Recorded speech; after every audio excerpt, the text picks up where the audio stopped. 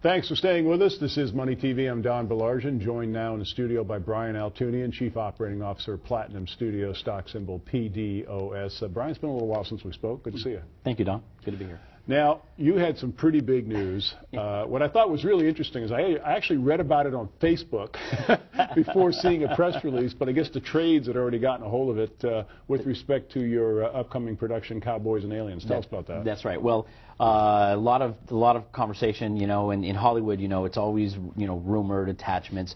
You know, a year or so ago, Robert Downey Jr. was rumored to be attached to play the lead in Cowboys and Aliens, which is at DreamWorks with Universal, and you know, I mean, there's a lot of folks involved in that project. You know, Steven Spielberg, Ron Howard, the writers of Star Trek and Transformers are producers on it now. Robert Downey Jr. with an attachment was very attractive, but now last week the rumors that Jon Favreau is going to come on board and direct. So I'm not sure if the deal is completely done yet, but it is very exciting because that duo obviously is doing very well for Marvel and Iron Man franchise, and they would do just phenomenal things for Cowboys and Aliens, and that would be to let you know, the word is that, you know, it looks like we'll probably go into production sometime next summer, beginning of next summer. You know, hopefully a summer 2011 release. It's a big tentpole film, but DreamWorks got their funding, and they are committed now to making films, and that is on their mandate. And we continually are told that Cowboys and Aliens is one of the top 3 or 4 projects to be pushed into production quickly. Great news for us. Now, Platinum Studios has been quietly on the lips of a lot of people lately because I think with, of course, this announcement that we just spoke about, but not the least of which was Disney's purchase of Marvel for $4 billion. Right. Marvel has a catalog of about 5,000 comic book characters. You folks have 6,000 comic book characters, and all of a sudden everybody started looking at you guys saying, gee, what they're doing is real. Right. Right. I have to say, I mean, we couldn't ask for better validation in the market than that acquisition, and it's such a great opportunity. It's a win-win. You know, it's a win for Disney. Disney's really sewed up this, you know, the young girl audience, you know, with their Hannah Montana franchise and the Jonas Brothers. Now, by acquiring Marvel for $4 billion, as you said, mostly a cash deal too, by the way. So the market cap on Marvel is about $2.325 billion.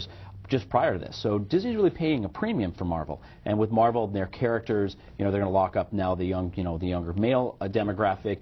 Great for those characters in theme parks, but more importantly, really for us as it relates, is that, you know, Marvel is now with Marvel being tied to Disney, DC is tied to Warner Brothers. There are not a lot of libraries out there, comic material available for the other studios to pick content from.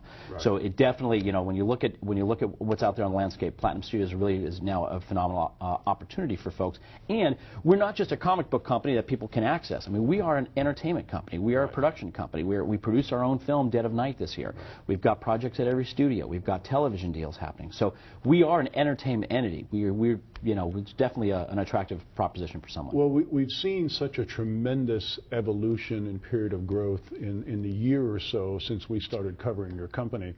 But, you know, I had this conversation with someone the other day. I said, you know, with this acquisition of Marvel by Disney, it kind of leaves Platinum out there as one of the only catalogs that is not owned by a major studio. That's right. It brings a lot of attention to what you folks are doing, and frankly, that's been shown here in your stock value as of late. Yeah, we definitely have, the market is definitely starting to pay attention. And the other thing to keep in mind, Don, is, you know, Marvel's library, first of all, they haven't created a new character in over 40 years at Marvel. And their library is filled with a lot of superhero content, which is a very U.S.-centric perspective. You know, the great thing about the Platinum Studios library is that we have European content, we have content that crosses all genres, you know, fantasy, superheroes, romance, thriller, action adventure, horror. I mean, you name it, we run the gamut from a content perspective. So we really are, you know, an attractive source of content for the entertainment industry. It's a really good time for us right now. Well, the industry's always looking for content. They've basically run out of 1960s TV sitcoms to do movies from, and they've had so much success, especially recently with comic book characters.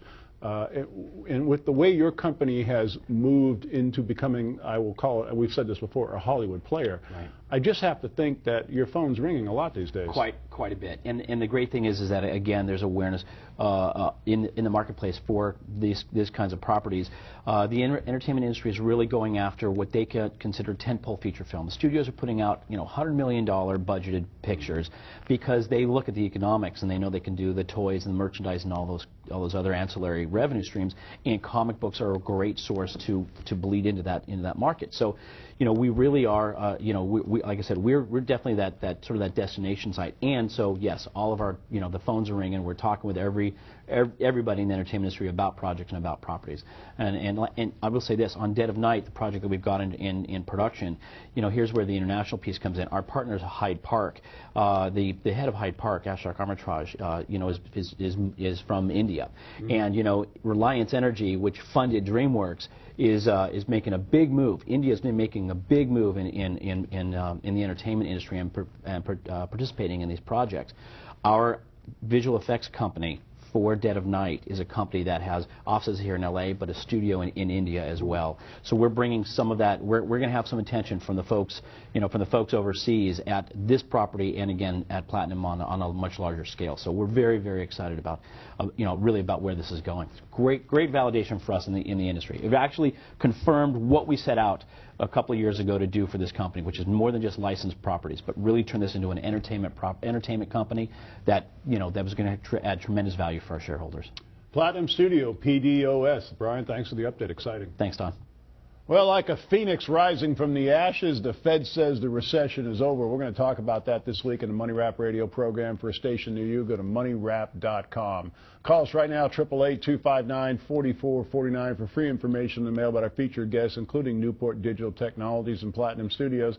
When you do call, be sure and ask to be added to the subscription list of our Money TV newsletter. Again, our number, 888-259-4449. You can visit us at moneytv.net. You can also follow us on Facebook and Twitter.